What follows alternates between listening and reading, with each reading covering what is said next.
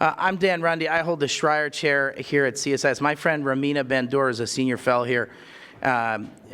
Said she thought I should do this, and so she told me to do this instead of her. So I blame her. Thank you, Romina. So we're doing a conversation today about what is the right division of labor between USAID and the proposed International Development Finance Corporation. I mean, I don't know. I cannot believe we're going to get this many people on a Friday afternoon to talk about this, but it's great. So I'm all for more development finance in the United States. We need a lot more of it. We ought to put it on triple steroids. So I think the first premise is, do we need more development finance? I think we absolutely need more development finance. We also are going to continue to need official development assistance, and we're going to need policy reforms. But if you said to me, do we need to put DFI, our development finance capabilities on triple steroids, I'd say the answer to that is yes. We've been working on these issues at CSS for a long time. We did a task force in 2011 called Sharing Risk in a World of Dangers and Opportunities.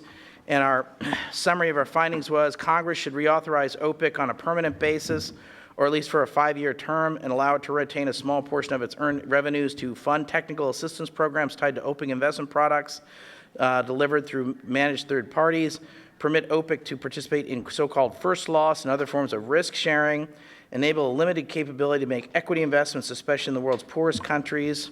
USAID and MCC need to use grant money in ways that share risk on development finance deals. As part of this, Congress should revisit the use of enterprise funds in a handful of countries of geostrategic interest in the United States. USTD and OPIC should be included more strategically in exit plans, in closing USAID missions, and should be incorporated where relevant in the front of MCC compact development. And rather than relying upon org chart changes, those U.S. government agencies engaged in development finance should put in place a system that encourages secondments across agencies to build better understanding of the roles that each agency plays. So that was in 2011. We've done, if you have trouble sleeping at night, we have done a multitude of other things about this. We did something in 2016 called Development Finance Institutions Come of Age, Policy Engagement, Impact, and New Directions. The whole development finance sphere has exploded in the last 15 years. In the year 2000, every alphabet soup organization that did development finance, OPIC and IFC and KFW and CDC, not our CDC, but the other one, all of them all in did about 10 billion bucks in the year 2000. And in 2016, they did about 70 billion. So they went from 10 to 70. And in the year 2000, if you went to the Major League Baseball Commission of Foreign Aid, which is called the DAC, the Development Assistance Committee, and you said, how much all foreign aid, all the free money stuff we were giving out globally, AID, DFID, all the agencies, that was about 60 billion in the year 2000. In the year 2016, it was 120 or 130. So all ODA doubled, and all DFI stuff went up 7 times. So my argument is sometime in the next 5 or 7 years, those lines are going to cross. So in my view, DFI activity is going to be in some ways more important or more consequential than ODA. We're still going to need ODA. I pay my mortgage on ODA-related stuff. And ODA does different things, and there's lots of discussion around things like policy dialogue and reforms that you can't do with first loss guarantees or project finance that are different. So I think this is a little bit of a wonky discussion, and when I got 250 RSVPs for this, I was like, okay, there's obviously some energy around this. So I think the first point we should all come away with this is I believe everybody on this panel, including myself, is very much in favor of the BUILD Act. There's a new act. I think it's a consequential and important act.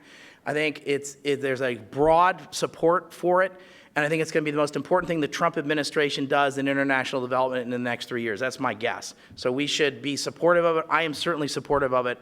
And so I think one of the interesting questions we're going to have to unpack is, what's the right role of development finance, and how do we divide that in terms of the kinds of roles that different agencies play? Unfortunately, we have 18 agencies that do development stuff, and so managing some of that stuff I've had a very happy career staying away from org chart discussions in Washington, but we're going to bump up against some org chart issues as part of this conversation. So that's why I think we're going to have this conversation today. But I think everyone should take away with, we need more DFI activity, we need greater authorities, and whenever the smoke clears and what this looks like, we're going to need, whether there's a new institution, and likely there will be, for that new institution to work closely with AID and the State Department and others in a harmonious and a successful way. That is my message to this group, and I suspect that's what I think you're going to hear on this panel as well. There may be some differences, but they're going to be minor. They're going to be a subset. I think everyone is going to say we need more development finance. So that's the thing we should take away from this. So I'm going to ask Michael Miller to start and just say, Michael,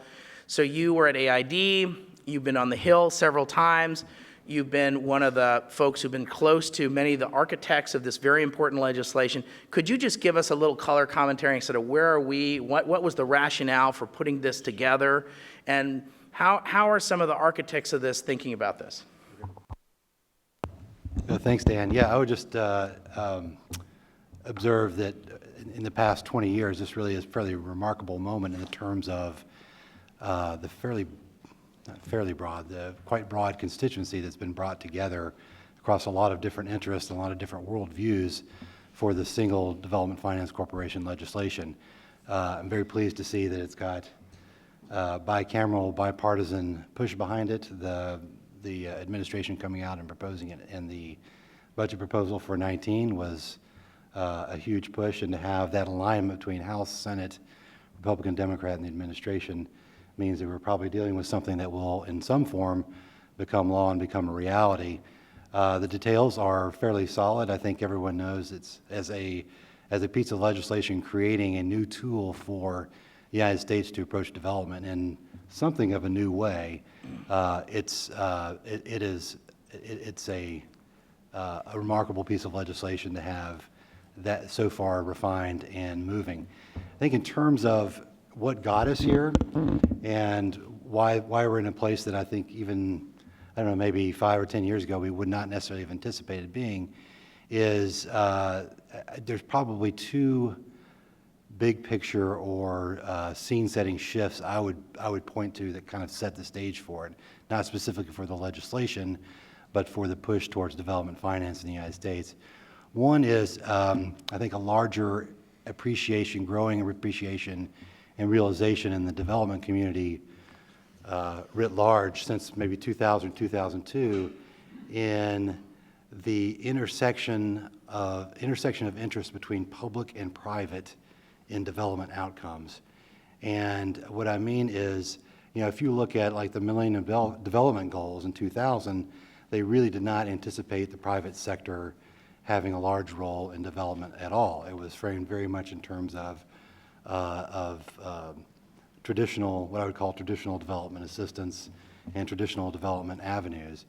Really starting in 2002 in the Monterey Consensus, and then that seed that was planted there was hatched, I think, in 2015 in the Addis Ababa Agenda for Action. If you look at the difference between in 2000, what you would have said the private sector role in development would have been, and in 2015 in the Addis Agenda, the difference is fairly striking. And that is sort of as I said, a realization in the development community that there is an intersection of interest here, and that and that what we're trying to do in development really cannot be done by ODA alone, and that the scale of private capital that it can bring and the growth that it drives is something that these countries who led that saw happening either in their region or in their own country. The second big picture thing I would say that's more particular in the United States is that's happened since 2000 is really the Republican embrace of development. And that was beginning, I think we could peg it mostly to the Bush administration and President Bush's with PEPFAR, even before then the Global Fund, and then PMI and subsequent I think it was fair to say the Bush administration is the largest official development increase since Truman. Is that fair? I think that Andrew Natsios, if Andrew Natsios was here, would say the largest increase in ODA in 60 years was under President George W. Bush. I vote yes for that. Yeah. So that really, it's hard to imagine had that not happened, and had these sort of abstract objections to development that residual in the Republican Party been displaced by real world programs that showed results, that we would not be where we are today. In particular to the legislation and why the legislation specifically was proposed, these are categories, I think they're people in this room probably have even a closer feel on some portions of this, but realization that our potential here in this intersection of public and private interests in development, particularly the leveraging of private capital, was not fully tapped. And part of that was looking, coming into contact and having experience with friends in development finance institutions, and seeing particularly the ones in Europe and the CDC in the UK, IFU in Denmark and stuff like that, to see like they had tools that OPIC did not have, and realization that we're probably living with OPIC being not changing much since its launch, and that there's much more potential out there. I think also that there was a realization of, I guess what I would call a gap to fill between the role of ODA or traditional assistance, project-based assistance, and true commercial, private sector-driven economic growth. That in that space was a fairly big space that needed to be filled, and that had to be. You simply couldn't wait for it to happen. You had to drive it with tools that the United States found in their interest. The third thing I would say is that really helped move things along is the fact that it is a virtually cost-free, at least cost-free to the Treasury, means to extend our influence both in terms of development and economically, and the fact that you don't have to struggle with budget caps and appropriations in quite the same way that you would for traditional outlays, for traditional assistance, makes it takes away a huge hurdle to agreement. And then finally, I would say there is an international or geopolitical dimension that clearly drove this, and that was China, or in particular China, and seeing China's aggressive move into Africa in the past, 2 decades or decade and a half, and I think a realization that the United States, being the economic power it is really kind of caught flat-footed, and has required some sort of response. Yeah, I think it's fair to say, Michael, that I think that every member of Congress knows what the AIIB is, and I'm guessing that almost every member of Congress doesn't like it. They kind of know what it is, and they know they don't like it. Is that a fair statement? Yeah, I think it's probably fair, and there are many paths up the mountain towards enlightenment, right? And I think a lot of people came to support the DFC for different reasons, and some of this was this geopolitical rivalry. Some, I think, supported it for reasons of mutual economic benefit, I guess you could say, even though it's not an export financing institution, or is not proposed to be, and OPIC is not.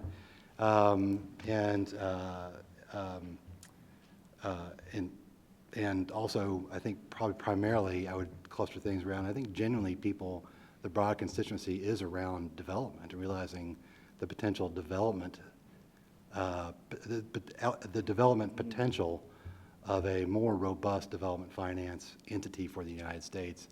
Now, that's not to say, I think it actually may be more interesting to note what the barriers that were overcome to get to this remarkable constituency were, because in some ways they're more telling. Roughly on the right, there are still, and still a lot of concern about whether this is corporate welfare.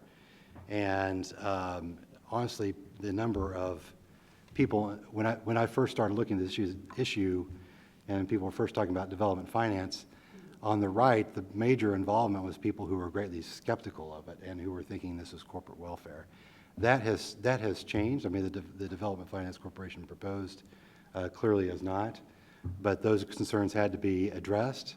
That there was additionality and there's no displacement of commercial capital.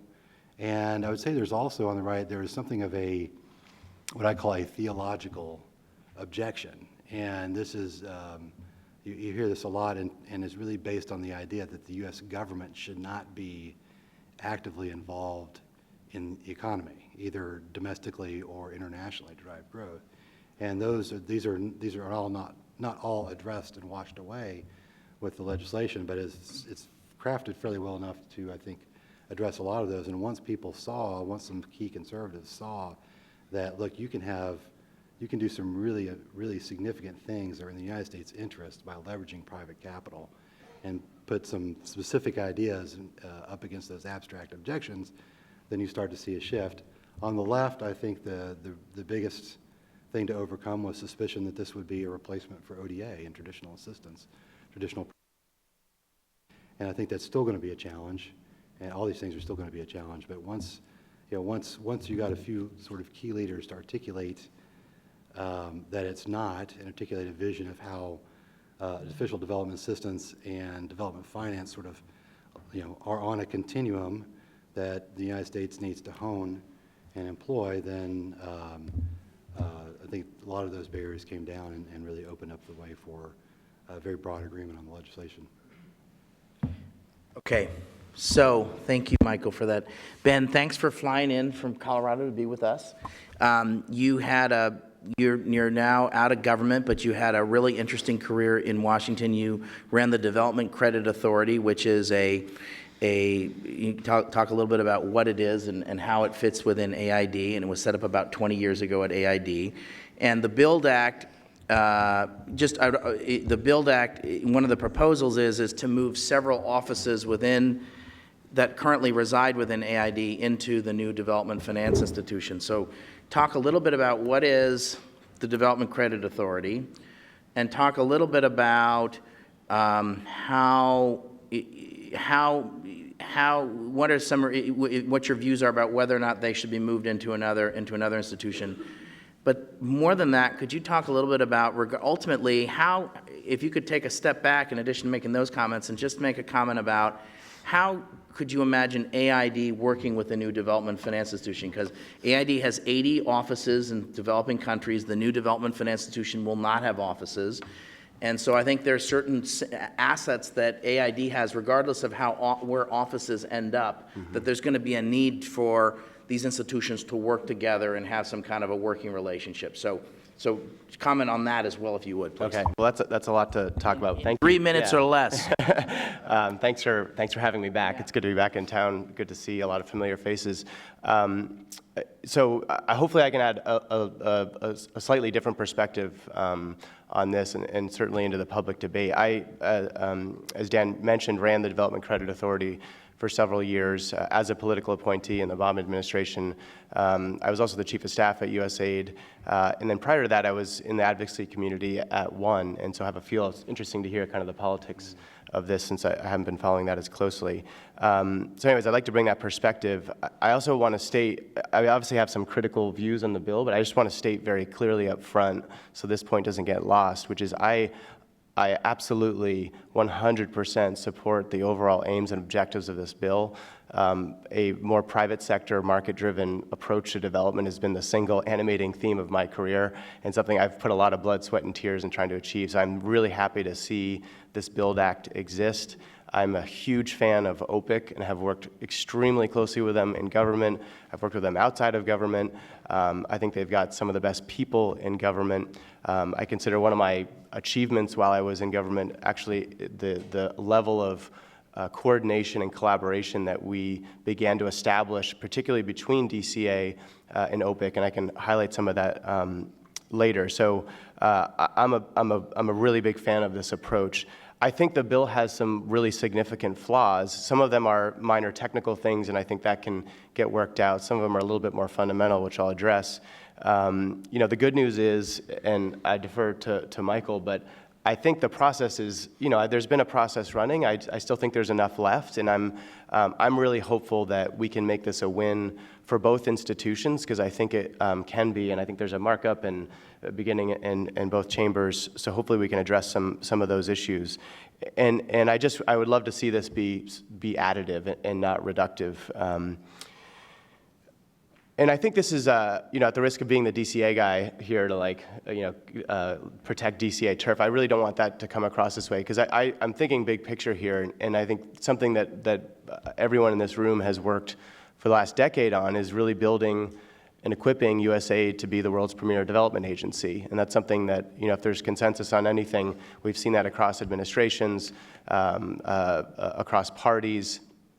And within that is real consensus that USAID, in order to fulfill a modern development vision needs to be and needs to have the tools and skills and capabilities to be able to work with the private sector, to mobilize private capital. And that's really what we did, particularly under Raj Shah's tenure. And DCA and the private capital group were really our kind of signature ways of doing that. And we invested a lot of time and resources painstakingly building up their capabilities, embedding them in missions, all the operational pieces it takes to really do that. And with great results. We mobilized $3 billion of additional capital in just a few years. The base was 2 over 12 years. And so we significantly boosted just the volume of private capital we were introducing. And together with Private Capital Group, we Power Africa, the things we all know about and should not take for granted, the origins and deals that originally became Power Africa all originated with DCA and the PCM team. The New Alliance for Food Security, that major G8 initiative, that's where it originated with those people, those groups, that way of thinking and those skills in the agency feed the future. So I think a lot of the people in this room know and love and feel like is the future were born from those capabilities. And my fear is when you take that out, you kind of turn the clock back 20 years on USAID, just at the time the agency's hitting its stride and really investing in those capabilities. The thing I would like to highlight, because I didn't fully appreciate everything that DCA does and how it works until I really got in there and started running it. And just so everyone can understand some of the important nuance here. So DCA is driven by development priorities. It's part of a multi-year comprehensive development strategy that's driven by missions. It's in coordination with governments. And it often involves trying to attract private capital to areas or markets that just doesn't exist, where private capital actually doesn't want to go. And the way DCA addresses that a number of ways, but the most common is to find local lenders who, in the sake of agriculture, who may not want to extend credit to, say, agricultural enterprises and share risk with them, oftentimes taking 50% of that risk equally. And the idea is, and the evidence is borne out, is that when you share risk with those banks, you give them the support they need to lend to those higher risk cohorts, that they get comfortable, the default rates are extremely low, and they continue lending after the guarantee expires. And independent evaluation after evaluation bears that out, and it's an extremely successful program in that respect. But it's only one piece. It's just one piece. Ag credit is one piece of a whole food security strategy that involves technical assistance, involves the government, and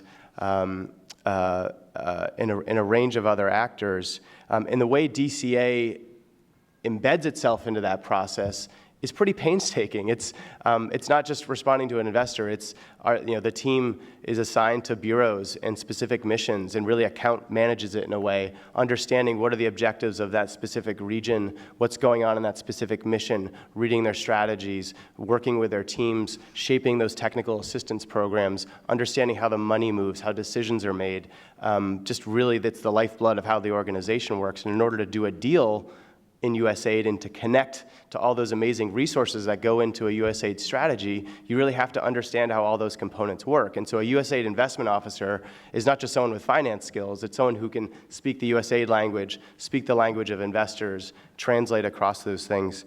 And they sort of understand and adapt to the USAID reality, which is important. Now, equally important, the way OPIC works and the new DFC should work and probably will work, is being very responsive to investor priorities and needs. Those are often deals or projects, and those are often driven by more sophisticated actors, project finance, working with banks and to support their balance sheets, and often plugging some critical gaps, but it is around an investor, and it needs to be nimble and opportunistic to respond to those. And a great example I was thinking of the other day is, Ghana, for example. So we, USAID, have had, I assume it's still relevant, a Feed the Future food security strategy. It was very focused on northern Ghana, some very specific value chains.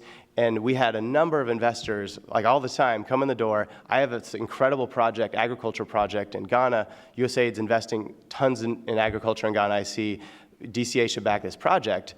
And I said, it's a great project. We're not going to back it. And we're not going to back it because it's not tied to USAID's strategy in that country. But you should talk to OPIC because someone should do this deal. It's a great deal. It's just not for us. And that's a key differentiator. And I want my OPIC or my DFC to be out there doing those important deals. But I also want USAID to be focused and concentrated and efficient in the way it's designing those development strategies because they're really analytically based and thorough. And I think the thing that worries me the most, Dan, is, what does success look like in this new paradigm? I think it is the DFC is able to access all of the capabilities and on-the-ground presence of USAID. It's able to work globally. It's ramped up, and all the things gets equity authority and hiring authorities. And USAID is able to access the expanded tool set of the DFC and continue scaling this approach that it's been doing.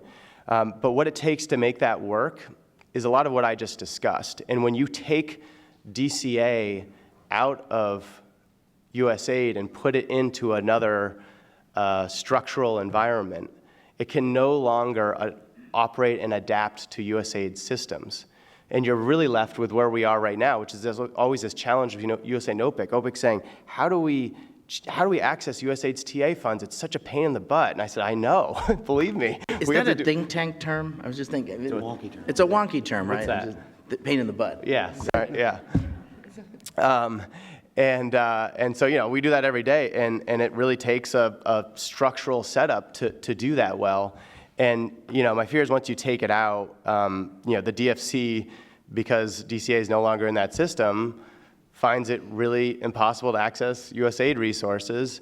And USAID, now that they realize they have to adapt to a whole another agency's system, they're no longer picking up the phone and calling. And because they're going to say, I have to do what? I'm good. I'm just gonna make a grant. That's way too difficult. So more on that. So let me just say a couple things. I do think that there has been historically, OPIC was spun out of AID in the 70s, in 1974, and then I think in the mid-90s there was a realization. I think there was some legislation in the early 90s about that I think allowed for this, but there were some entrepreneurial people within AID that said we're going to create a guarantee product that provided 50% guarantees, and there's been several kind of conflicts. There's been a sort of a philosophical difference between, say, OPIC and the Development Credit Authority, in the sense that OPIC said up until now can offer up to 100% guarantee, and DCA has said we'll provide a 50% guarantee, and OPIC has said I need something with an American flag on it, and DCA said I don't need an American flag on it, right? The other thing, having been at AID, was I always saw the Development Credit Authority as an internal sales force. It was an office. And they went around to aid missions and said, hey, I got this really interesting bank project, this Ghanaian bank project. We'll use Ghana as an example. And the aid mission will say, well, I don't have time, to run. I'm not sure I really understand the finer points of pari passu and all the sort of the financial lingo that goes into this subworld of development finance. I do know it's probably a good idea that some bank in Ghana should lend more to agriculture or lend more to SMEs or to women businesses, et cetera. And so the salesperson at the Development Credit Authority office, which was like an internal sales force, would go around and say, if you give me some of your grant money, AID office in Ghana, give me $200,000 or $200,000, give me $300,000, I'll provide a guarantee of $10 million or multiples of that. In essence, it was like an internal sales force. And so one of my concerns is if you move the Development Credit Authority office with sort of this internal sales force who goes around and basically has this cup out to the mission saying, give me some of your grant money so I can do these projects, that's going to go away. And this is, I think, is what the point you're making, is that there's been, because it's been sort of meshed up within aid and in essence kind of had to go to AID and ask for the grant money from the different checkbook writers in the 80 offices at AID. If you didn't have that anymore, they won't use the Development Credit Authority. Is that in essence what the issue is? It's that, and I know exactly what you're saying, but if I can emphasize, it is so much more than just it's convincing missions to use grant money, and oftentimes, actually, it's not about money being available, it actually takes a small amount of money, and it's hard and Mary can speak to this, you have a lot of money to program, and the amount of time you have to spend to get a DCA deal done is high, the amount of dollars is low, and you just do a cost benefit, so there's an extra burden on that, and then there's all the process, and so DCA kind of takes all that burden as much as they possibly can off of the mission and does those deals, and that requires, the language and processes of USAID. Let me just say one other thing, and I want to move to Mary, is I think on the other side, I think OPIC has had historically a very hard time understanding most of the aid money. We have a Faustian bargain in our aid system. We go to the Hill gives us $30 billion, but they say two chocolate-covered ice cream cones of development assistance on this flavor of stuff, and some vanilla and some strawberry, and it's very explicit what the Hill says in terms of saying you got to spend this X amount of money on X, Y, and Z different topics, if I can put it that way. So there's not a lot of flexibility, and so when OPIC has an unusual transaction in Afghanistan, and they want to lend money to a telecoms, but what they really need is the aid mission, to cough up $500,000 to pay Chemonics or somebody to do technical assistance work. They'll go to the aid administrator and say, "Now, come on, aid administrator, you really have money in a safe. There's a secret safe somewhere, and if you would just play along with us, we have this wonderful transaction, and I need $500,000 to do technical assistance. So AID, find the money. You guys are being bureaucrats." What do you mean you don't have $500,000? No, you don't understand. I have these 5-year plans, and the Congress gives me this money, and it's really hard, and we have this thing called the Federal Acquisition Regulations to do this. Well, this sounds stupid. I've got this really important deal in Afghanistan. You guys sound like bureaucratic whiners. Why are you doing this? So, come on, aid mission director, or aid administrator, you have a secret safe. Find me the money. Just do it, and we're going to get the NSC to beat you up for your lunch money. And so, on the other side is this issue of how we're going to do technical assistance. And so for the last 20 years, if you give our friends at OPIC a couple of drinks, they'll say, "God, these aid people are such bureaucrats. They have all this dough and they can't do any technical assistance, and I really need them to do important technical assistance work." And then, we get this litany of stuff. And so an AID comes out across as whiners because of this, right? Has a reputation of being difficult and whiny and bureaucratic. It's not totally fair, but that's the reputation. So I think this new institution is going to be saddled with, I think this issue is going to be, it's going to spend 20, 30, 40, or $50 million of technical assistance. At least that's the vision. I don't think we've fully thought through what it means. I think OPIC, I'm assuming it's going to be taking OPIC and creating it, sort of deputizing OPIC employees and turning them into the new DFI employees, which is great. But I don't know anybody at OPIC that knows anything about the Federal Acquisition Regulations, the FAR. So when this new institution has to do with somehow is either given money or keeps its profits, or however it gets $50 million a year to do TA, they're going to start running into all the same crap and crud that AID has to do with Leader with Associates and IQCs and I don't know what. And so the IG, all that stuff. So I'm all for technical assistance. If you read all my stuff, like I said, going back 8 years, I'm all for this. But I think one of the things we're going to have to think about is I actually think AID is perfectly well positioned. If this new DFI has 10 million, 20 million, 30, 50 million a year that they're going to probably need to do technical assistance, they're going to quickly realize they don't want to screw with, and that is a technical term, all the technical assistance crap that's going to go into managing large grants. Because what is technical assistance? That means saying, okay, I'm going to hire Chemonics to fly a person into Ghana to sit in some windowless cube farm in some bank in Accra to set up an Excel spreadsheet so that they can lend money to farmers. Or it's going to be going to slum schools in Kenya and saying, don't put the money in a shoebox. We're going to show you how to run an accounting system. So you're going to say, I need someone who speaks Wolof, who knows something about banks, to fly you in for 6 weeks to sit in some windowless cube farm in Accra. So who's gonna get those deals? That's gonna be all of our friends in the implementer community who do all the work for AID. And I am for the implementer community. But I think this new DFI is about to get into the grant-making business, or they're gonna say, this is kind of painful. And so this is what MCC went through 10 or 15 years ago. They said, we've got MCC compacts, and we have MCC kindergarten, called MCC threshold programs. And they said it's 10, 20, 30, $50 million to move the needle on one metric on the MCC. And they looked at this and said, this is pretty hard. I got to hire, can you guys at AID, can you run these threshold programs? Because this was the same conclusion. So I think one of the issues is going to be, in addition to sort of this issue of development credit authority and how that works, is going to be this issue of technical assistance and how far down the road an OPIC on steroids or a new DFI wants to mess with the IG, the FAR, IQCs, LWAs, because that's what we're going to be talking about. It's going to be really niche-y, oddball technical assistance stuff. Where I need someone who speaks Portuguese, who knows about banks, who can go to Maputo for 6 weeks to work with this agricultural cooperative because the DFI wants to lend the money, because that's what it's going to be. It's going to be linked to transactions. That's what it look like. Okay, Mary, thanks for being here. You were former mission director in Egypt. You've had a really illustrious career at AID.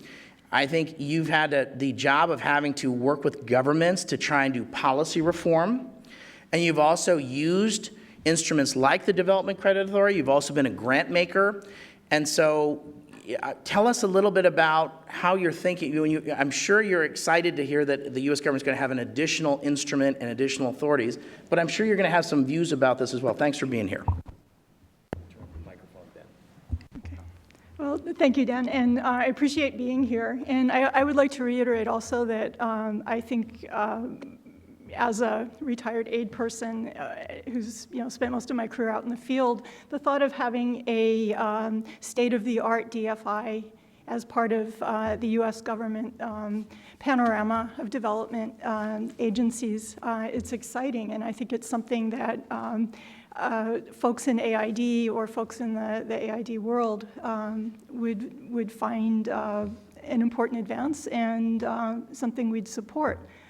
But as others have noted, the devil's a little bit in the details. We want this DFI to be truly world-class. We want it to be agile. We want it to be out there getting the great deals and making a mark in the world for the United States, for the U.S. private sector, and for the poor people in the developing world. So I think a lot of good work, probably I think the folks here have worked on this, has tried to define what would a strong, agile DFI look like. And when I was invited to this was kind of the frame my head was in, was trying to compare build and compare some of the discussion that's taken place around build to notions that we have of what is excellence when you're looking at structuring a DFI.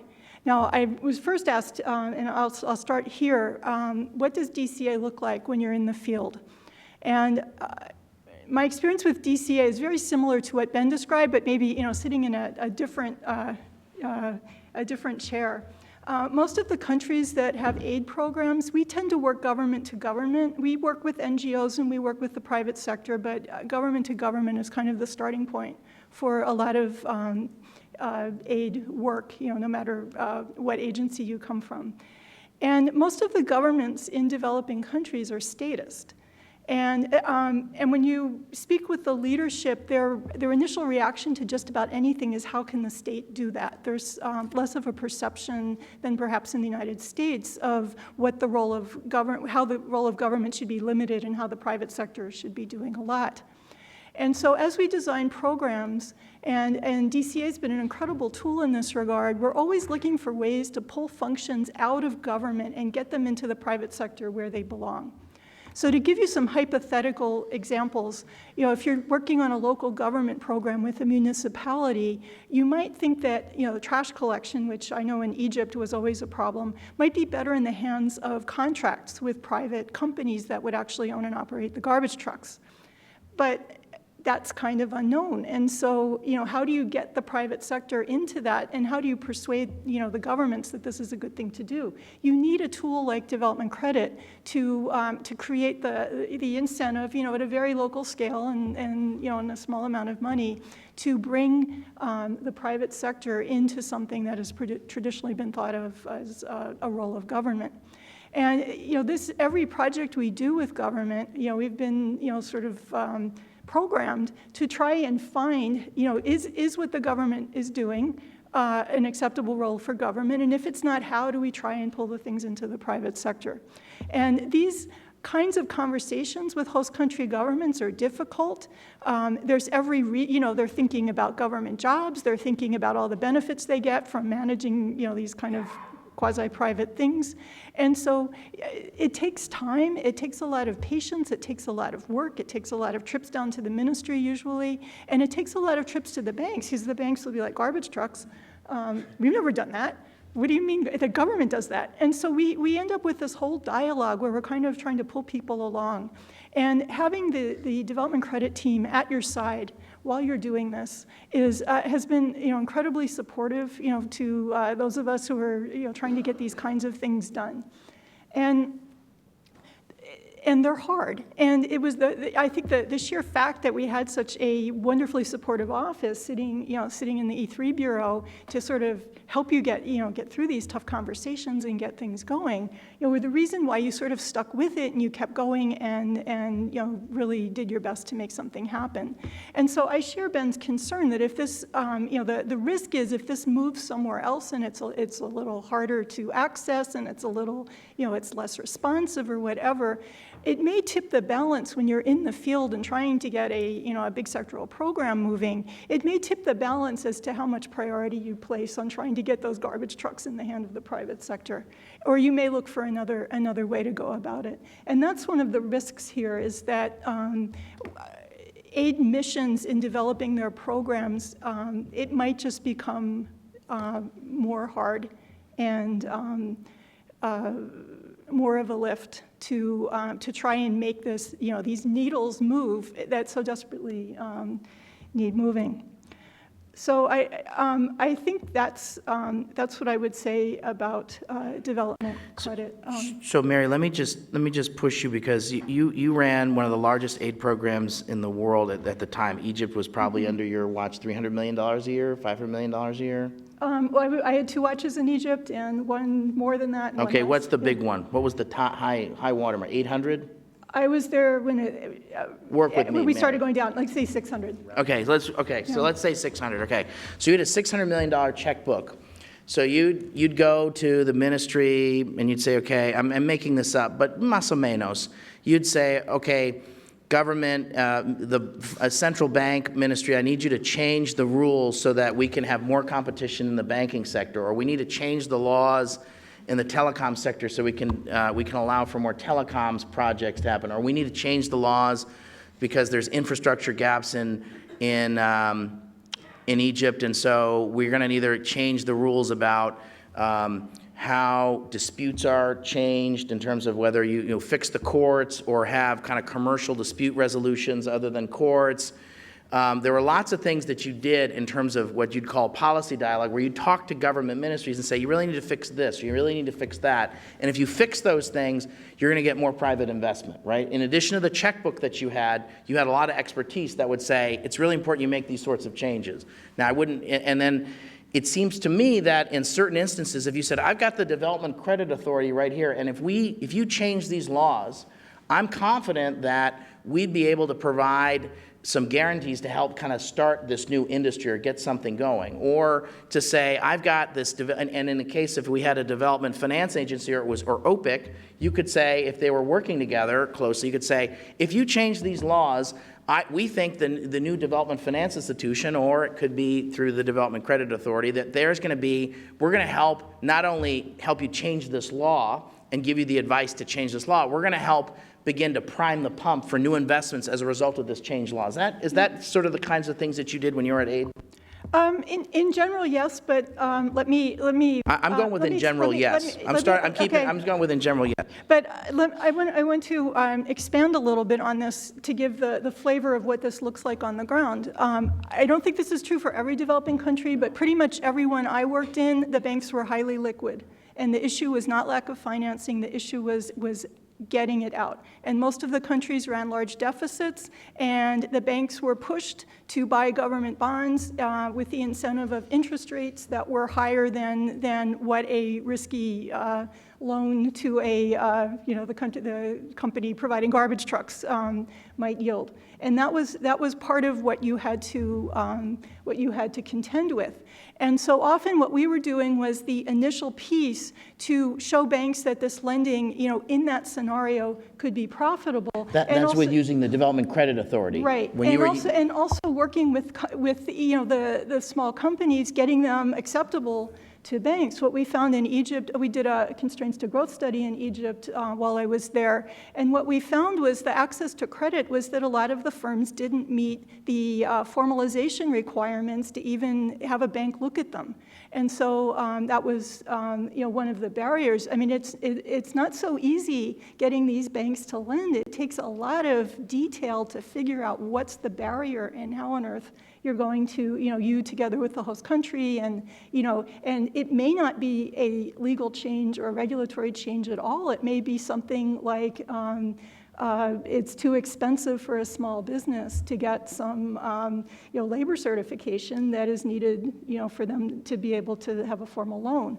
And so, so this is an example of the sort of stuff you're running around with, trying to figure out and work on in the field, where that credit guarantee is one piece. As you described, you're looking at regulations, you're looking at laws, and you're looking at what, the constraints to growth study was really helpful because we were able to see that some of the constraints had nothing to do with the banking system per se, it was the formalization. So Mary, just to put a fine point in this, that I'm absolutely in favor of a new development finance corporation. You are too. That even if we have more money, if we kind of raise the credit card limit on OPIC, which is one of the things that the Build Act is going to do, it's going to double the credit card limit, and I'm all for it, absolutely.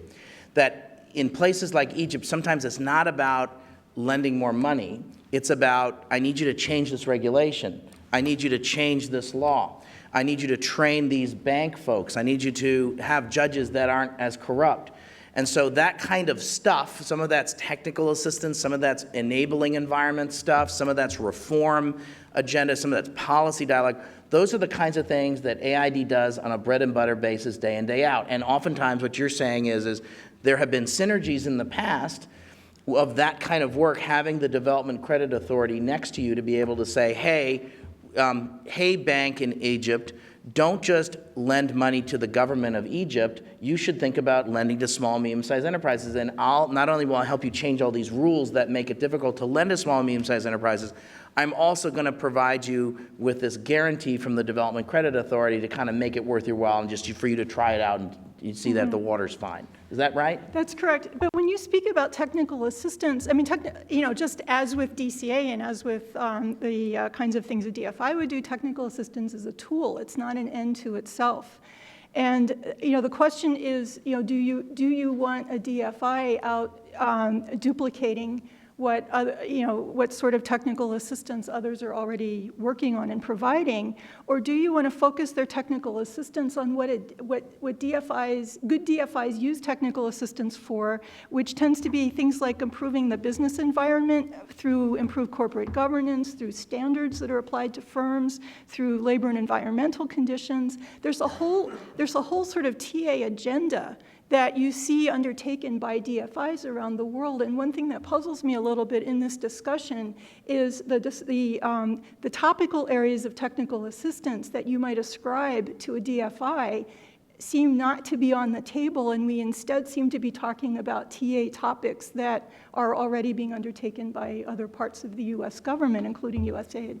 Right, so I think, Mary, I think this is an important point, is I think as the new DFI gets stood up, and I hope it gets stood up, and I hope the Build Act is successful, that I think they're going to run up against what I was describing earlier of LWAs and IQCs and the IG, and they're saying, ooh, I don't know if I really want to, I'm going to have to hire 200 people my FTE limit I'm going to just have to do just to run all this TA stuff? Why can't I just give this to AID? And if I had some kind of harmonious relationship with aid, I could actually run a lot of this tech. I have a vision. I've always thought that if you could have an office of DFI technical assistance at AID, just like we had like a threshold program office at AID for a number of years, that could run a series of big instruments of coalitions of NGOs and for-profit consulting firms doing sort of a whole assortment of the kinds of, there's a whole series of subspecialties of technical assistance specific to transactions. Then there's a series of subspecialties having to do with standards that you're referring to, Mary, and then there are also a whole subseries of technical assistance specialties having to do with reforms and regulations and enabling. And you're right that many of those sorts of things are the kinds of things AID does already. And so what you're saying is think about, do you want to create, how do you deal with this issue of technical assistance? That's the point you're making, right? Well, I guess one of the cautions I see with the evolution of a U.S. DFI is, and I see this in the version of the legislation I saw, is I spent my whole career in USAID, and one of the miseries of USAID is we are set up, and this is more of a political thing, to be all things to all people. And you described this quite, I think, eloquently when you talked about the ice cream flavors. And I think it would be really important to try not to have a DFI with the same problem.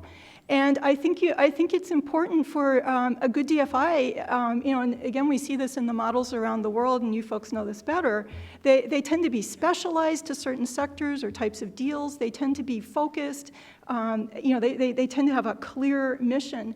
And I think what we don't want to see is that they're scattered and that there's vagueness in the law, and they're sort of everything to everybody, because then you're going to end up with the same problem that USAID has struggled with, which is not having the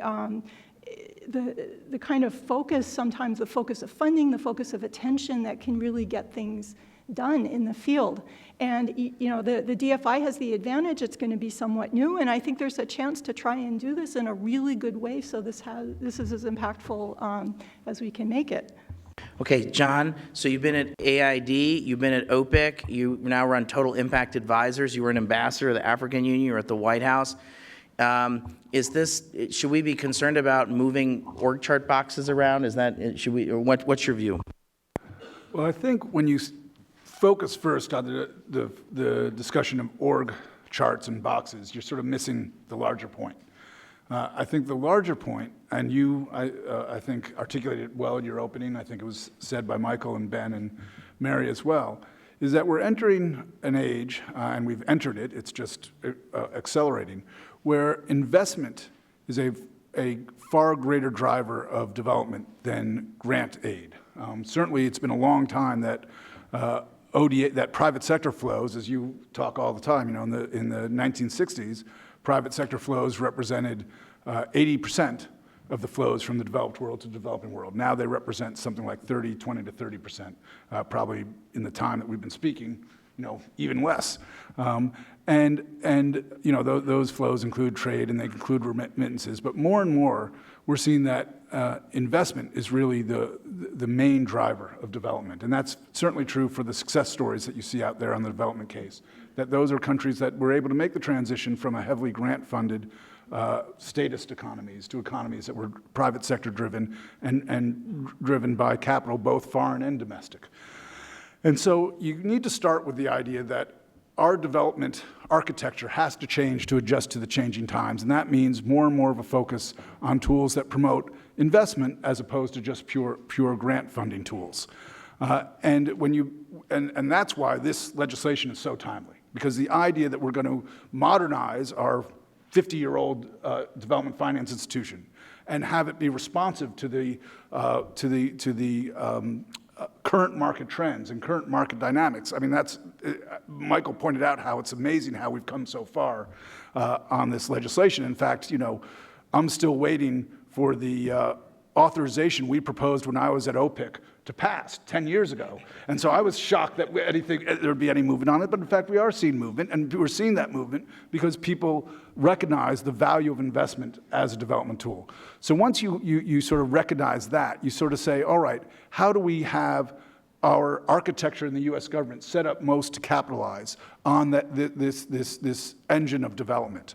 And Dan made the point that I was at USAID. That was actually why I came to Washington, was to work at USAID. And probably the thing I focused on most while I was there was promoting the Development Credit Authority. John Wasilewski, who was Ben's predecessor when I was, and was the head of the DCA when I was there, will remember the Tamil Nadu project we did to basically mobilize local capital markets to support water. And so just as Ben is a big fan of the Overseas Prime Investment Corporation, I'm a big fan of the DCA. The DCA has been an incredible development tool for all the reasons that Ben and Mary talked about. But just because something has been successful doesn't mean it should stay where it is forever. And in fact, as Dan noted, OPIC started as something that was part of USAID and moved out. And I would argue there are good reasons to think about uniting the finance expertise that's at the Development Credit Authority with a new development finance institution. First and foremost, there's the sort of standardization of practices that currently doesn't exist. And you have different, we talked about different standards for different guarantees, you have different underwriting standards, you have different, this is a little technical, but different credit reform models that OMB has to produce, which lead to different subsidy calculations. So deals in one place are valued differently than deals in another.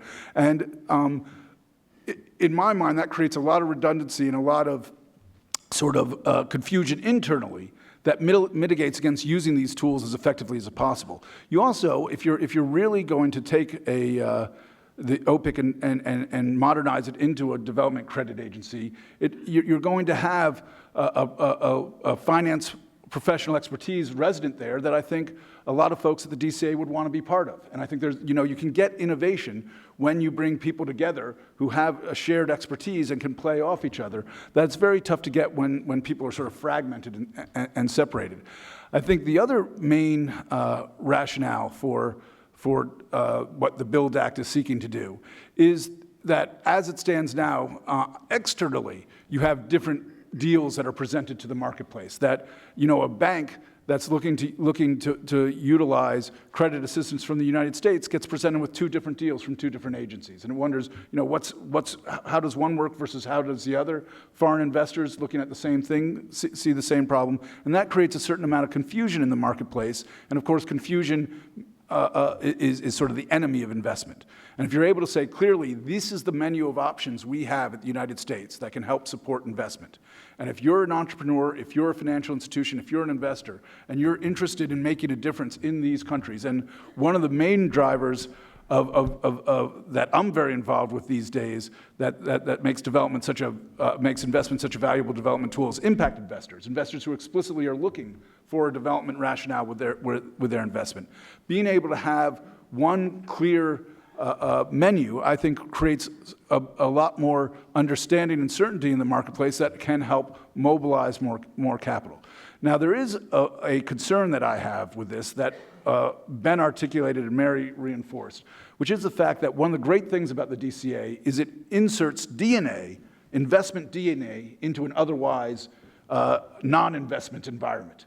And it maintains the sense that people think, is there a way I can use DCA to mobilize private capital for whatever project that I want to do? And that's an important thing. And I think when you think about how the BUILD Act is structured, you have to think about how you don't lose that.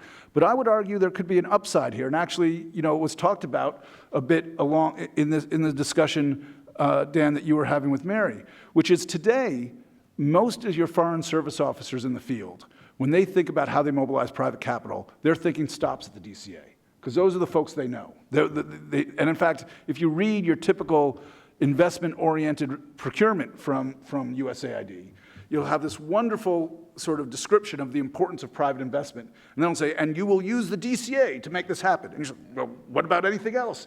And in fact, the DCA, while it's done a lot of good, is a relatively one-dimensional tool.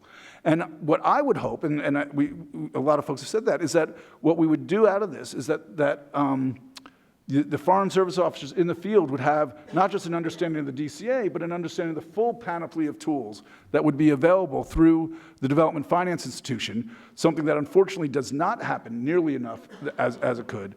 And therefore, all the things that Ben talked about in terms of them being able to say, all right, we have this food security project, we have the opportunity to use private investment, let's embed that in what we're doing, would happen, but it would happen with a multiple level of tools, with guarantees, but also loans, funds, whatever made the most sense, insurance, and they would have access to all of that. Now, that's not going to happen automatically. That's going to take a lot of work. And so, part of what makes this happen is a much different relationship between OPIC and USAID than what exists today. I think that's something that we should aspire to and try and promote. I'll make one point on technical assistance before I come back to that. It is absolutely the case that technical assistance is critical to making a lot of the types of deals that we're talking about work. OPIC does have a history of managing USAID technical assistance. I played a small part in that. We, at one point, created something called the Africa Entrepreneurship Facility, where we got money from USAID to be managed out of an OPIC office to basically provide small grants to African entrepreneurs to help them to help them develop their proposals, in essence, which also meant helping them clean their books and helping them do all the things small businesses generally don't do to be able to access OPIC funds. Now, that was a very small pool of capital, and when you get to bigger pools, it's absolutely true that I would hate to see the US DFI foreign assistance officers dealing with anything like a LWA or an IDQ or something like that. But as I understand the legislation, and I could be wrong about this, there is a pool of technical assistance money that would actually be at AID, not at the Development Finance Institution, and the Development Finance Institution would need to work with AID to get access to that. That would be ideal. And in my mind, that creates the beginning of that synergy between the institutions. The last thing I'd say in terms of that is there is a precedence for creating a much more joint approach than what we have today. And I do think that a big challenge in development beyond just this issue of build is the fact that we have, as Dan said, 18 different agencies that basically do development their own way. And there's very little ability to bring those agencies together in one standard operating procedure. I am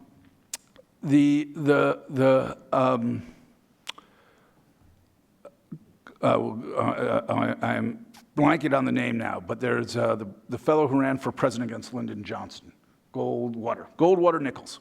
The Defense Department was once much like that, too. In your heart, you know he's right. What's that? In your heart, you know he's right. That's right. Well, he's right about this. The Defense Department used to have complete separation between the services. And, if there was a Navy program, it was all Navy, and you wouldn't see Army guys anywhere near it. And if there was an Air Force program, it was all Air Force, wouldn't see Navy or Army folks. And Goldwater Nichols basically laid the foundation for creating a sense of jointness between the services. And I remember one senior official who had served in the first Bush administration, Bush 41, and then came back in Bush 43, said, when I left here, we were really separate, and Goldwater Nichols had just passed. And they talked about jointness, and I never believed it. And when I came back, it was amazing how joint we are. And in fact, anyone who's traveled to any of the combat commands now will see that, when I went to AFRICOM, when I was based in Addis, there were Navy guys sitting next to Coast Guard guys, sitting next to Marines, sitting next to Air Force folks, and you couldn't tell, except if you could discern the difference between their fatigues, you could not tell who was who. I mean, they were all focused on trying to solve the problem at hand, not on what their priorities of their different services are. And I think that's something that can happen ideally through this act between OPIC and USAID, or the USDFC and USAID, and ideally more generally in development. Okay, so just, John, just to say, and I want to open it up because I know there's a lot of smart people in the room, and there may be some folks in the panel that didn't want to respond, but just, John, why has there, I think you could imagine a scenario where there's going to be something like a Goldwater Nichols, or is that would you imagine a de facto version of that, or do you imagine, what would that look like? How would that be done? An executive order? How would we do that? Well, so I think ultimately the goals of that type of jointness should be sort of underline a lot of what we're trying to do in development reform. This is just one part of the whole development pie. And in this area, I think we have an opportunity to create that type of jointness between two agencies that are very, very important in terms of our overall development strategy. I don't think it should stop there. You know, I don't imagine, you know, as you all know, we haven't had a reauthorization of foreign aid since the 1960s. We haven't had a, you know, like I say, we're still waiting 10 years for our reauthorization for OPIC. I don't put a lot of stock in new legislation coming through the Hill to do something like Goldwater Nichols for aid. As Michael said, you know, we should be thankful if we get this thing through. That being said, in everything we do, we can think hard about how we create that sense of jointness. I mean, how, you know, your old boss, Dan Henrietta Fore, you know, her sense of whole of government approach to development. That's something that actually survived her. It's something the Obama administration talked deeply about. It's something that continues to be discussed in the Trump administration. That's basically what we should look for in development. We're far, far away from that. It's certainly someplace we can get to. Just make one other comment. I do want to let the other panelists say something, but just the issue of there's historically, if you look at IFC or the alphabet soup of FMO or CDC or any of the folks that have both an investment arm and a technical assistance arm, there's a wall between the two kinds of folks that deliver investment products and technical assistance products. Now, sometimes this is my view, well, I'll just say sometimes the investment folks look down on the technical assistance folks, and there's a cultural thing, and you're kind of a second-class citizen if you're in the technical assistance side of the house. I know people can tell me I'm wrong, but that was what I saw. And so I think that there's a conflict of interest if you haven't, the investment officer can't have access to the free money, right? So you can't have somebody who's like, I'm going to do this telecoms deal, and then there's this pot of grant money on the side, and they can't make the decisions about it. So having some separation between the technical assistance money and the deciders of how that money is spent and who the investment officers are actually needs to happen regardless of how this thing is organized. Go ask IFC, they'll tell you all about this. And so having what John was saying about saying, okay, if you could have you could have this managed out of AID, that ultimately is probably a good thing because you're going to want to have some separation because every investment officer is going to want to say, I've got this transaction, this telecom deal, and if you just gave me $500,000 of free money, I can do it. So someone other than the investment officer has to make that decision. Is that, John, is that one of the, is that? Yeah, no, and like you say, that is how it works at IFC. That's how we did it when we ran the Africa Entrepreneurship Facility. Because like you say, everyone thinks their deal's the best. And there's a limited amount of TA resources, a little limited amount of subsidy resources, and you have to have mechanisms to resolve that. But the key point is making sure that those folks are talking. They shouldn't be a Chinese wall the way there is in a financial institution where they can't talk to each other. They should, they should be talking, and they should have a good understanding of what the opportunities are to get value for that money. Ben, Michael, Mary. Okay, so I mean, the thing I resent about this whole debate is this false choice, because I think we can have, like, I agree with the picture you painted, and I think, look, if I thought you could pull DCA out and combine it with the DFC and have it all work, I'd be for it. But I think you break it, and I just hate this idea of messing with something that's working, and maybe it all works perfectly, but there's a pretty high likelihood based on evidence that it's going to break it.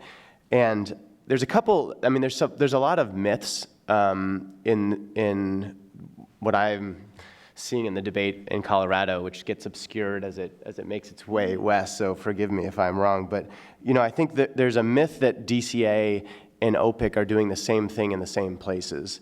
And that is absolutely not the case. We implemented monthly, and which are now continually as quarterly, portfolio reviews between DCA and OPIC, and Jim Pullen and Lauren Stoddard and the team, which have been amazing for bringing those two institutions together. And you share pipeline. What deals do you have coming up, in what countries? Are you talking to that bank? We're talking to that bank. And not in one case has anyone been looking at the same deal.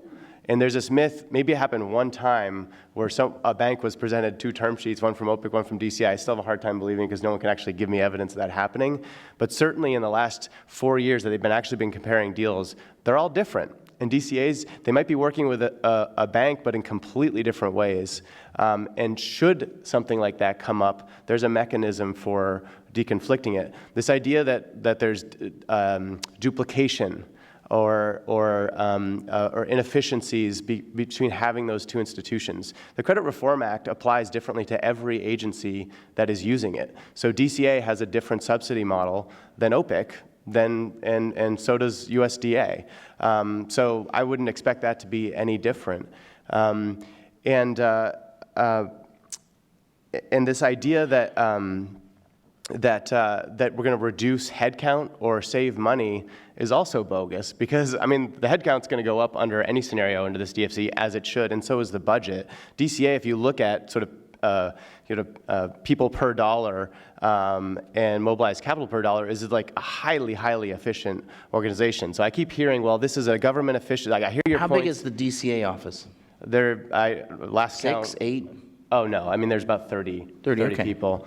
Was operating on an $8 million a year budget. They just actually got increased by 25% in the 16 appropriation as a recognition. But they're, thanks to John Wasilewski, who I hopefully will stand up and ask a question later. I mean, they did a lot with a little. So that's just a myth. And I'm kind of tired of hearing it. I guess it's the political argument. Maybe Michael can speak to that. But here's the thing. I think as a productive kind of comment here, what we're talking about is these two institutions working better together, right? And I want the Development Finance Corporation to access all the capabilities and resources and the piggy bank at USAID. And I want USAID, and John made a really important point, which I absolutely agree with. It does kind of, like, the buck kind of does stop with DCA when you're thinking about the private sector. That's the tool, right? That's what you got to use. And like a 50% guarantee and credit is one tool. There's lots of other ones. And it would be amazing for USAID to be able to tap into that expanded toolbox at the DFC. And my idea here is to do, there's been some talk about establishing dual hatting and program units and whatnot. And so rather than take DCA out and put it in the DFC, DCA already has the knowledge and the translation capabilities to talk private sector and USAID. I'd like to see, in one scenario here is, let's make DCA the kind of dual-hatted program unit, but have it actually sit at USAID, so it's, and continue using the structures and processes it has. But let's give it the ability to actually open those up to the DFC, like legislate it, mandate it, do whatever you have to do in that way. But you've actually got the program unit already, and I think DCA would love to be able to work more formally with the DFC, and I think ultimately it would benefit the DFC, because I really want the DFC to access USAID, and I think if you take DCA out, these two institutions, we're going to be where we are today, which is like, I don't know how to work with you, I'm frustrated, and I'm frustrated with you because I can't work with you. So, Okay. Can we all get along? Right? That's what I'd hope. Michael?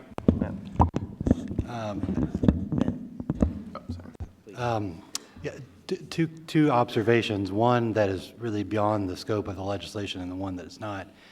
You see that the particulars matter, and the mechanical and structural challenges associated with creating a new agency and shifting responsibilities and determining the relationship between these two entities, or these 18 or 19 entities, is significant. We saw it with Goldwater Nichols. We saw it when we stood up PEPFAR. Department of Homeland Security, still an ongoing challenge, I'm sure. It is not easy, and it has to be done right. I will point out there is, in the conversation here, I've heard a description of operations where USAID and OPIC are, in my experience bears this out, operating somewhat independently of each other.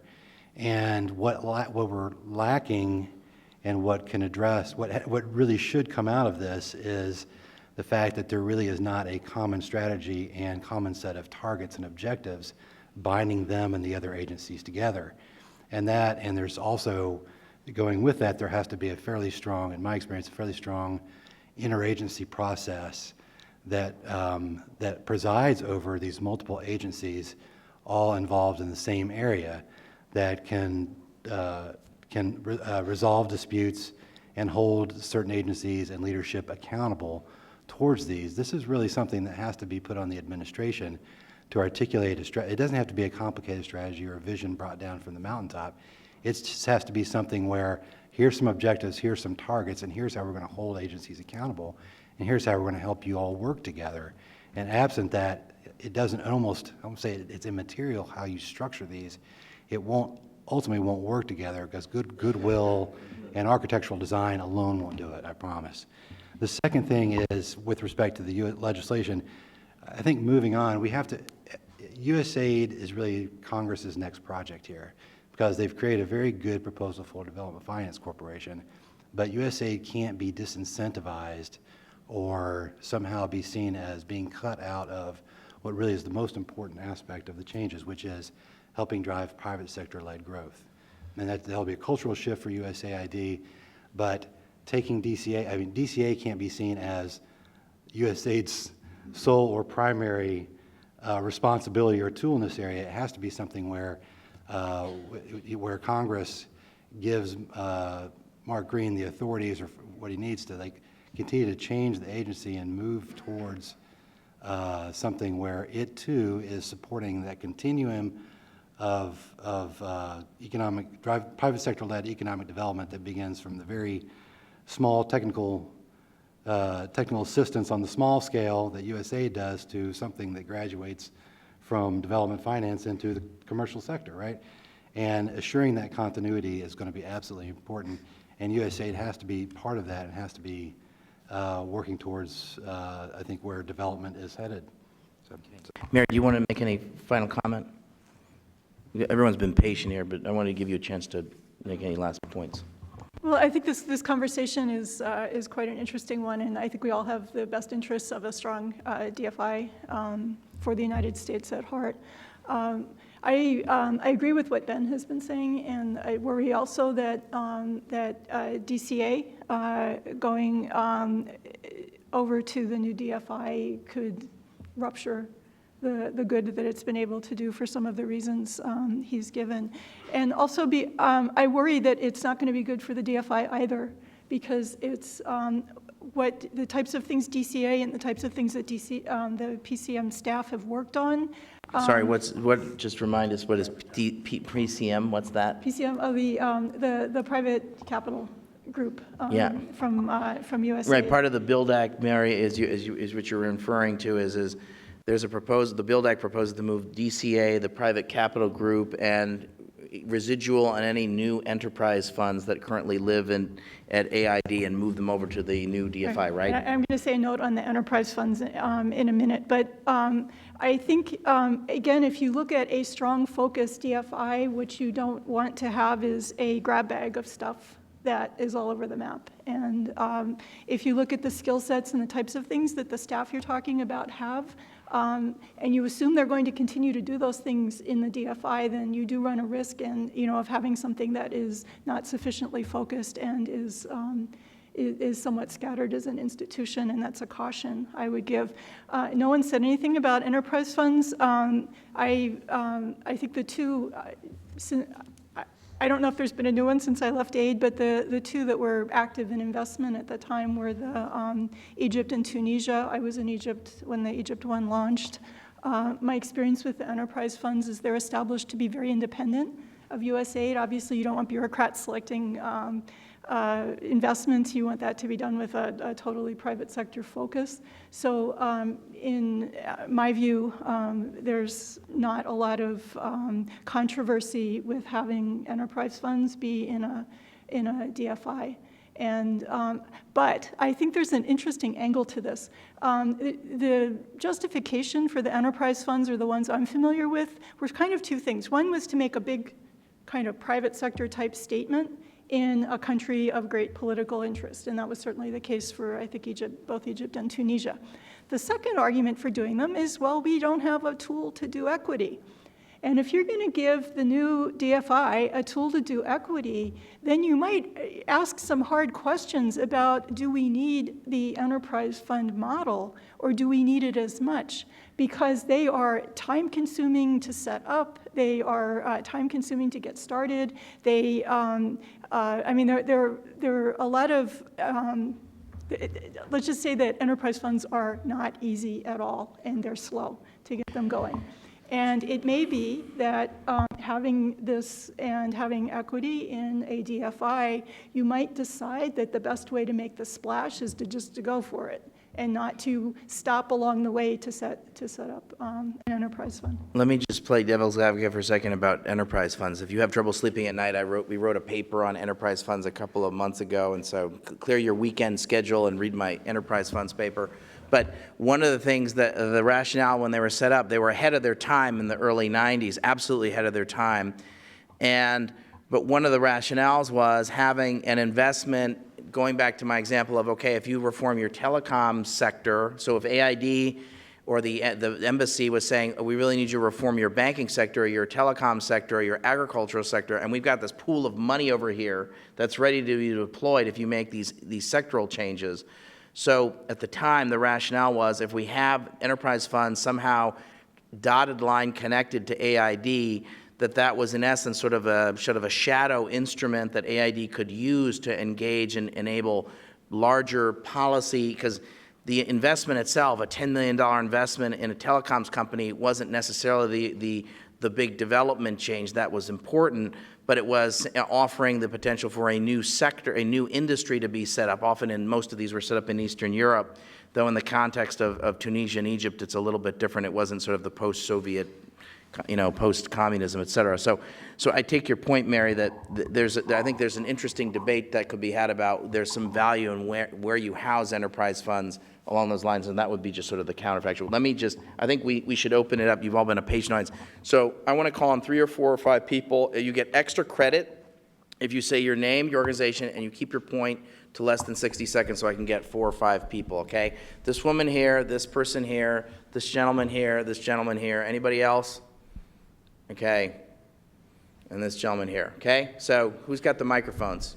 Can you come on down? Okay, this woman here. Here you go. Thanks.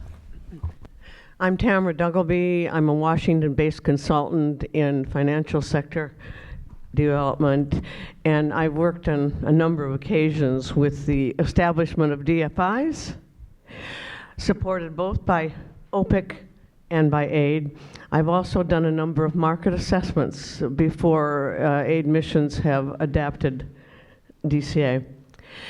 What I'm taking out of this is that there's a case here, there may be a case here for allowing DCA to operate separately and perhaps with a separate bank account, if you would, a source of funds, and build on what they've already accomplished in a number of these countries. I've worked with it in all over Africa and in some places in the Middle East.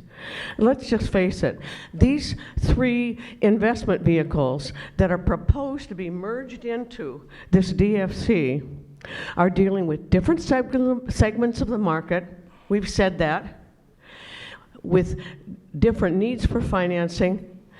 They're using different instruments to address those, okay, and they're mitigating different risks.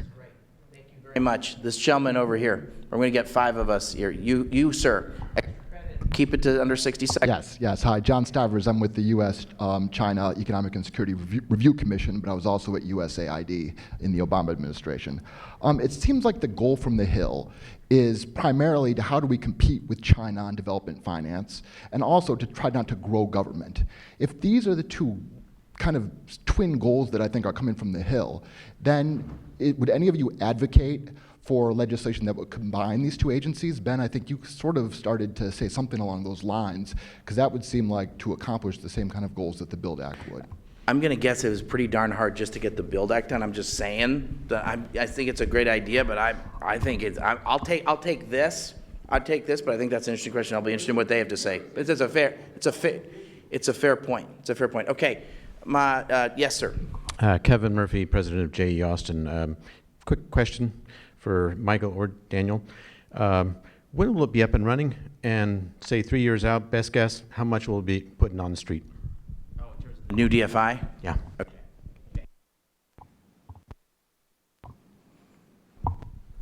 Great, thank you.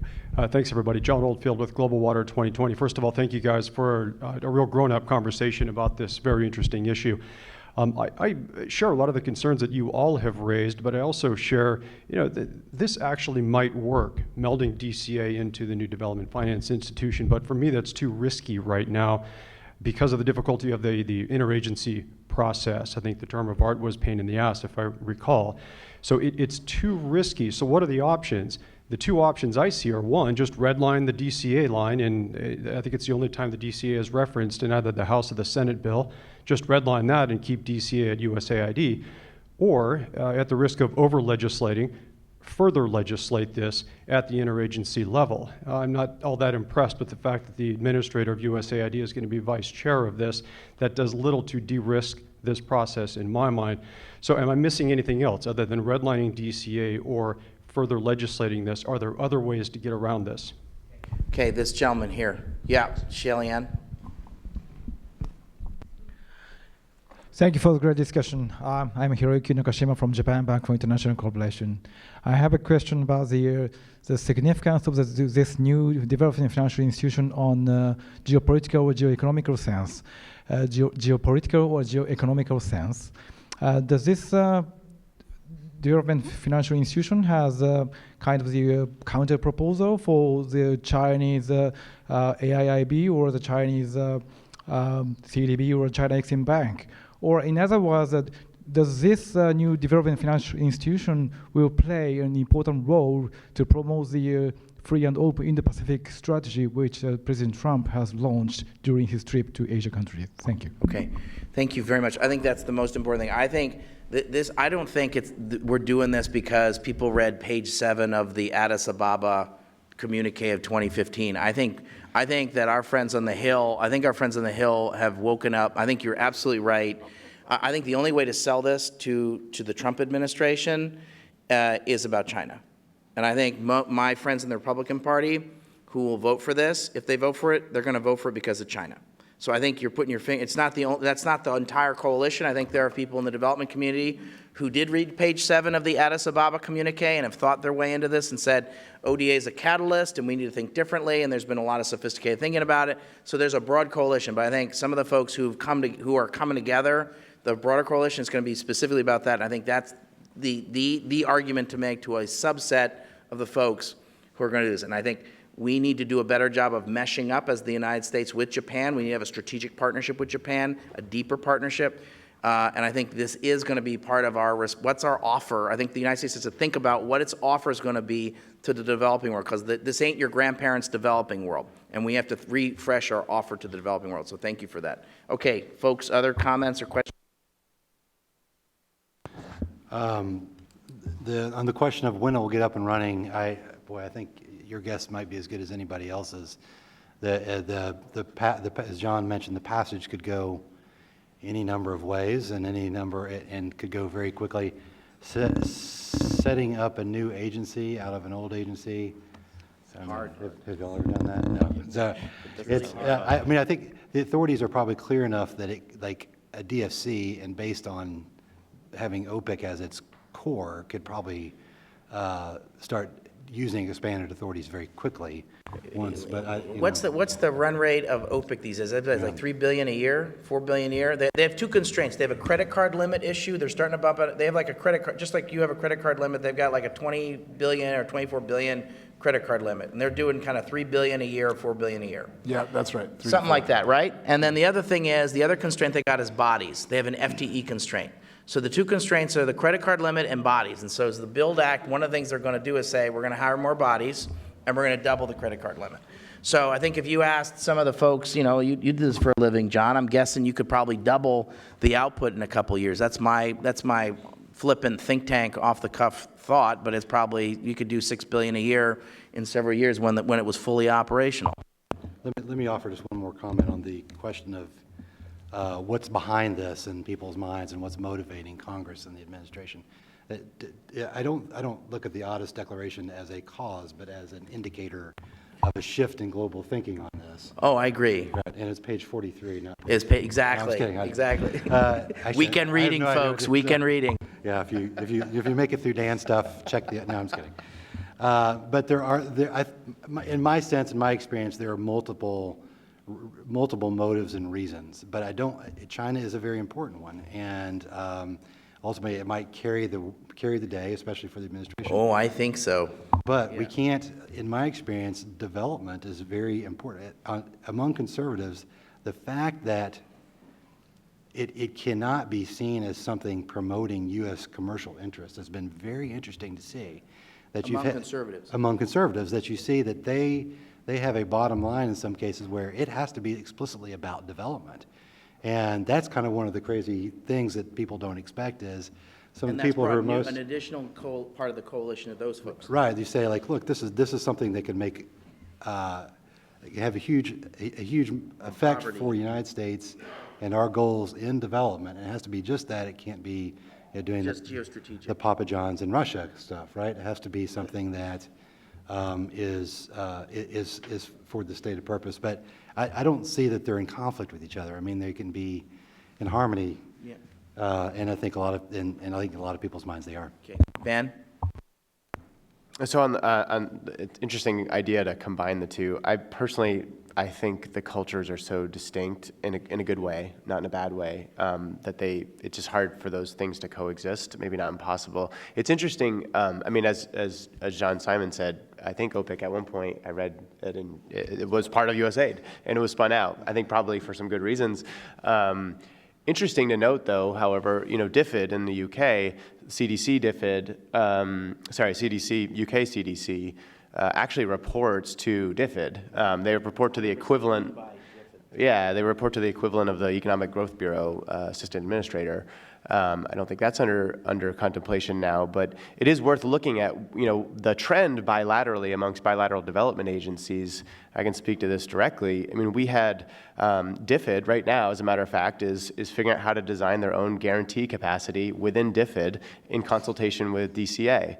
DFAT in Australia, same thing. DCA now is helping them design this, all in the model, based on the model that DCA has developed. DevCo, the European Union's development agency, aid agency, again, working with DCA now to set up their own credit guarantee. Within DevCo, SIDA, the Swedish development agency, has their own credit guarantee division and actually uses DCA's capacity because we're so good at it. This is something that started under John Wasilewski. So I feel like this is a bit counter to, people are actually copying us right now, and we're sort of undoing the thing that everyone has inspired other people to do this. On John Odefield's comment, I think, personally, I think redlining the DCA and private capital microfinance transfers obviously greatly improve this bill, and that would be what I'd strongly be in favor of. I think the vice chair, I've heard some debate around, it's important that the USAID administrator is the vice chair. Personally speaking, I think it doesn't matter at all. Anyone who's worked with OPIC and knows how they work knows that all the action happens below the board level commitments, and you'll notice a lot of deals are under those thresholds when vice presidents approve them and whatnot. So by the time something gets to the board, it's just like there's not a lot to debate. So I think that feels like window dressing to anyone who's worked there. I'll stop there. Great. Mary? Yeah, the red line idea was an interesting one, but I think that in a larger sense, in a bigger picture sense, this is a really important thing the United States wants to do, and it's really important that it be done well and right because the stakes are high, the potential reward is great, and what I'm hoping is that careful thought goes to to what we put into the Development Finance Corporation, that it's a DFI that will be effective, will be focused, and will do what we want it to do out in this burgeoning world of of important private financial flows into developing countries. And I think sort of rushing to staple a lot of things together might in the end distract or impede getting to where we would like this new vehicle to take us. And so I think a careful approach and taking the time necessary to get this thing done would be warranted, because you can just hear in this discussion that the number of the provisions in this have upsides and downsides, as with most things in life, and we would like this to be, as much as possible, all upside. And I appreciate the comments. I appreciate the comments both from the floor and from the colleagues here at the table about things that could be done to make this an even better proposal. I'm going to give John Simon the last word, but I want to give, for Old Lang Syne's sake, I want my friend John Washleski, since he's here, he's got to, come on, I mean, you got to, John, go ahead. I like that, Old Lang Syne. Right. Yeah, yesterday. Just keep it short, all right? Yesterday's new. Hey, you gave me the mic. I regret it, aren't I? I've only got one thing to say about this. It'll be the day. Two issues. I mean, I do have a lot more to say, but I believe you've missed all of you guys have missed something very primary, and that is, why was DCA established? It was to mobilize money in the country we worked in. There was a realization that there was liquidity, Mary mentioned it, and there was a real developmental challenge as to how do you get that money mobilized to invest in things that's going to help that economy. DCA was a response to that realization, and as such was a reform. It was the reform, blunt instrument though it is, and the rest, and there is need for other things. So, when we talk about this, we're talking about an instrument that's going to export capital. When that happens, and you have money to burn, money to put out, it's going to be in conflict, and we don't want to fall into the same trap the IFC has and others. And that is when you're displacing local private investment, you're taking away the opportunity for those industries, those garbage trucks, those future kinds of things that may or may not happen in the country, depending on the local interest and the local investment. Because that, by the way, is sustainable development. That's just one point. And then I applaud you all on keeping hope alive in terms of how we're all going to work together and how wonderful it's going to be. But any of us that have been in government for any period of time know the biggest fight that occurs in government is the fight for resources. Who's going to get what to do what? So there's an inherent conflict. Now, I would like to reference, as you go forward and have these discussions, the past attempts at doing this coordination. Most significant attempt at it was, unfortunately in the Carter administration, where I started my development world, but it was something called IDCA, the International Development Cooperation Agency. We're supposed to overall see this, make sure that there was a division of labor and things were going to happen. So just any of you that are going to be part of this conversation going forward, I just sort of advise you to look at that a little bit and to make sure what the clear goals are here, and that DCA does this, equity does this, and everything. And so how you sequence it, how you bring it in is going to be the challenge and the art. John Simon, you get the last word. Thanks, Dan. Want to address the point about merging the agencies, which follows a little bit on John's point, and then see if we can find a bit of common ground. My own view is that merging the agencies would be a mistake because they are fundamentally different disciplines that are seeking a common end. And it makes sense to have one discipline separate from the other because there's a whole lot of the different type of personnel, there's different type of training, there's different type of culture, as Ben said, between the two. But of course, they do have to work together. And that goes a little bit to the 2 points John made. At the end of the day, what we do to mobilize capital from the north to support the south always has to be a fraction of the capital within the south itself that supports development. And one of the real values I see of having all our tools in one place is that rather than sort of going to countries and saying, you should use, this investment fund that brings money from New York instead of one that mobilizes capital from your own country, instead of having those two things competing, you have an agency that will say, look, how do we use all the tools we have to mobilize capital from the north to reinforce and support more capital from the south? And that, instead of having that tension, you can have, hopefully, that cooperation. I do think John's point, and this feeds into my last point about the perils of IDCA, is well taken. So IDCA was an attempt to create jointness. It didn't work.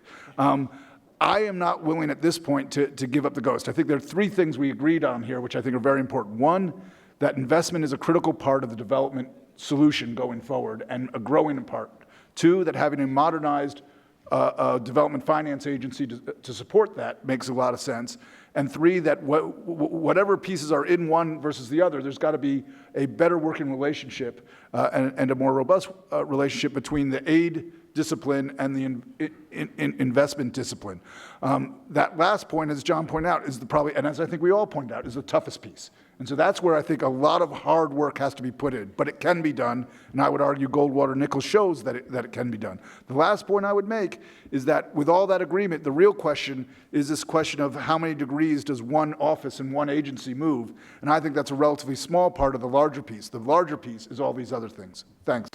Thanks, John. Thanks, everybody. Please join me in thanking the panel.